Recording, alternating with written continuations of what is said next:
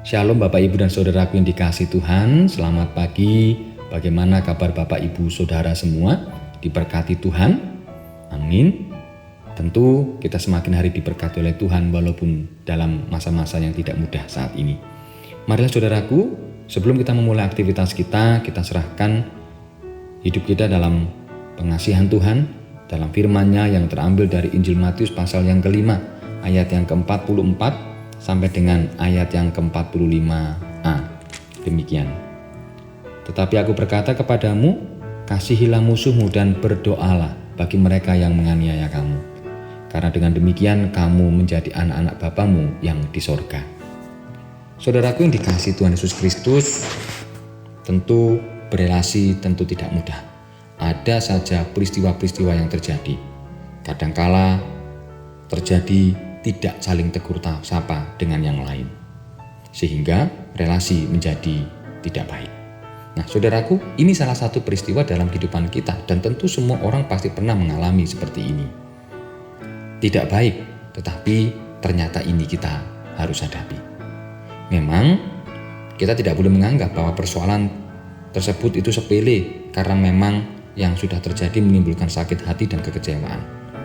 Tetapi ketika Tuhan Yesus bersabda, kasihilah musuhmu, hal ini bukan hanya untuk mendatangkan kebaikan bagi orang lain yang menyakiti hati kita, tetapi juga kebaikan bagi diri kita.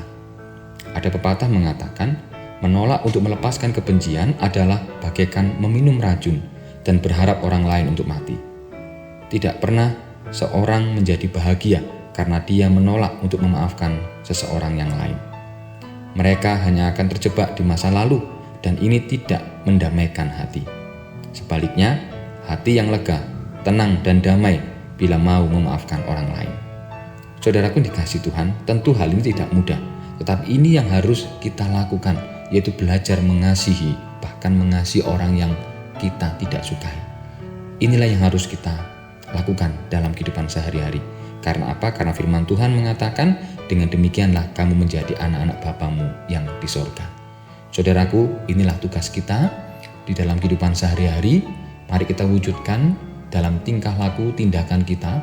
Walaupun tidak mudah, tetapi yakinlah ketika kita punya niat untuk berdamai, untuk saling mengasihi, maka lihat berkat dan pertolongannya nyata di dalam kehidupan kita.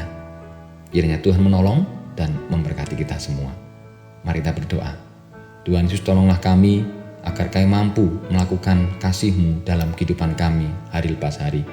Seperti Engkau mengasihi umat manusia, walaupun sering kali Engkau ditolak oleh orang-orang Farisi, oleh imam-imam, tetapi Engkau tetap mengasihi manusia yang menolak Engkau. Tolonglah kami Tuhan, ketika kami punya relasi yang belum sempurna, mampukan kami untuk semakin hari semakin menyempurnakan kasih-Mu di dalam kehidupan kami ini. Terima kasih Tuhan, inilah doa kami. Dalam nama Tuhan kami Yesus Kristus kami berdoa. Amin.